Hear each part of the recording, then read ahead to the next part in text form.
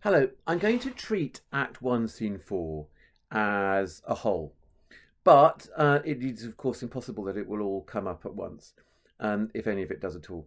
So you might find that I cover the first part and then park it before moving on to the bit where the ghost enters, which is a much more likely thing to come up. Let's just have a look at the opening, though, because there's one quite odd thing about it. Um, we have a lot of atmosphere setting. Bear in mind, in the Globe in 1601, the audience would have relied on a kind of verbal scene painting in order to imagine the outside. Um, all the other scenes we imagine having happened indoors, and this one is an outdoor scene. It's also night, so you can imagine them perhaps not carrying candles, so that they would. You can imagine if they were carrying candles, they'd be seen by other guards, um, um, and also that sense of the world being dark to them wouldn't be conveyed. So they have to do a lot of the description um, of of the climate of the environment by words. So we have them and doing it in pentameter. By shrewdly, it is very cold, very straightforward. It is nipping and an eager air. Now there is talk of midnight, of the witching hour, and Horatio anticipating the time when the ghost will walk. Um, we have that kind of foreshadowing, that tension. It then draws near the season wherein the spirit held his wont to walk. Now, let's just talk a little bit about this flourish of trumpets. And you'll see that the bit we have on the screen now is the bit about the bit in response to that. The trumpets, remember, are sounding because the king is expressing his great joy for Hamlet remaining and not going to Wittenberg, which was most retrograde to his desire. The guns go off and everyone gets rat-assed. Now, this is a ritual that they call upon Hamlet to explain. And Hamlet does. Hamlet does in a characteristically very long, musing, philosophical way. And I'm just going to summarize really. What Hamlet says is yes, the king is keeping wassail, he is drinking, and people think that this is what we do in Denmark. However, Hamlet goes on, people are often besmirched by one part of their reputation, and Danes can do all kinds of reasonable things, and they'd still be associated with this one. There is just a hint of what Antony puts so much more quickly in Julius Caesar. The evil that men do lives after them, the good is often interred in their bones. And so we have that that sense here about reputation, that someone's virtues else, be they as pure as grace, as infinite as man may undergo, shall, in the general sense, take corruption from that particular fault. The idea that somebody could be heroic, but undermined by one particular thing. So you could apply this to the play as a whole, the theme of appearance versus reality, the themes perhaps of reputation in general. You could indeed talk about the elevated reputation of old Hamlet, who is after all about to arrive, and to think about that. But strangely, and one last thing I'll mention about this is that Laurence Olivier latches onto that and uses it as a kind of epigraph, a kind of motto for his whole film. And that is a way, for Laurence Olivier, he begins his film by saying this is a film about a young man who could not make up his mind. I think the idea there being that Hamlet is a prince among men who would have struck most royally, but is undermined perhaps by his melancholy, perhaps by his indecision, or whatever it is that makes us look at him as the kind of failure who could not exact the vengeance he needed to exact upon Claudius for the death of his father. I'm going to park that part there, and I'm going to now look at the bit with the ghost. Now, enter the ghost, and what I'm particularly going to look at is Hamlet's response to the ghost. The ghost is silent. It becomes clear that the ghost will only speak to Hamlet. And we've mentioned this before, the only dialogue we get from the ghost goes directly to Hamlet, apart from the moment when he says swear underneath the floorboards, underneath the stage. The ghost arrives. Now look at how Hamlet talks to it. He addresses the ghost directly. He addresses the ghost intimately, thou and thy being a more intimate, direct, personal form than you and your. First of all, though, he apostrophizes. He talks to people who may or may not be there. But when he's saying, angels and ministers of grace defend us, he could be apostrophizing, but we could be allowed to think that angels and ministers really are there. In which case, you can look at that as a way of anticipating that otherworldly nature that Hamlet sees around him. It's almost like he's more tuned into the world beyond than anybody else. And then look, he directly addresses intimately as a son to a father, the ghost. Look at the anaphora here. Be thou a spirit of health or goblin damned, bring with the airs, that's a conditional, whether or not you bring airs from heaven or blasts from hell. Be thy intents, and there's the anaphora again, picking up on be thy intents, wicked or charitable. Thou comest in such a questionable shape that I will speak to thee. Now, a lot's going on there. I want you to as well to notice that there's an emphasis here on the first syllable of the line, which is called not an iamb but a trochee. These are trochees. They start the line with such a lurch that I believe they convey a sense of Hamlet's shock. And you're going to hear those stresses again and again on the front syllables of the line. King, father, royal Dane, oh answer me. And you wouldn't go, let me not burst in ignorance. Go, let me not burst in ignorance. So there's another trochee there, another trochee there. And that's a trochee there. Okay. So you'll hear that sense of panic that upends the normal rhythm of a line. Now, bear in mind, this is all conditional. Whether or not you're this, whether or not you're that, we get that sense.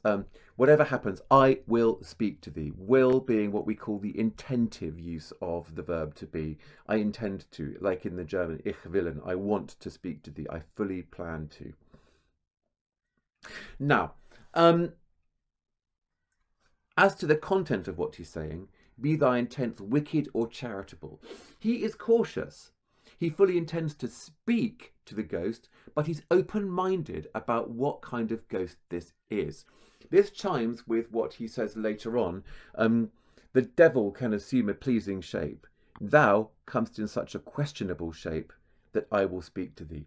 It's almost as though Hamlet's curiosity, his desire for a greater understanding of the world, even if it's the world beyond ours, there are more things in heaven and earth, Horatio, than are dreamt of in your philosophy, even if it's the world beyond that, he has to get to the bottom of it. Look now at this line. I'll call thee Hamlet, king, father, royal Dane. Now, you need to notice here the caesuras. I imagine with those caesuras, he's pausing. It's as though Hamlet is invoking his father by his different attributes, which makes him quite dividual. He's splitting the king up, his father up into, well, you are the king, therefore the ruler of Denmark. Okay, that didn't work.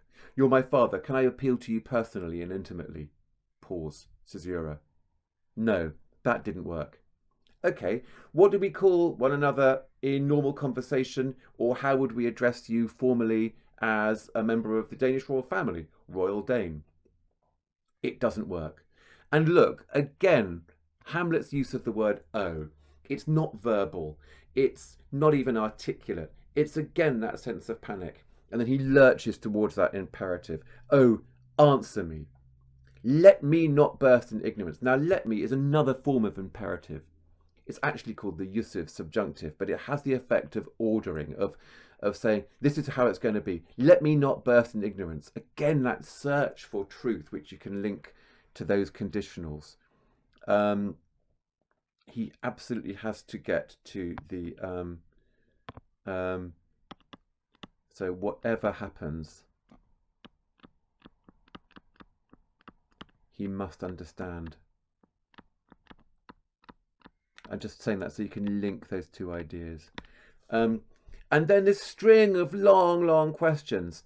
But tell, why thy canonized bones, hearsed in death, have burst their cerements?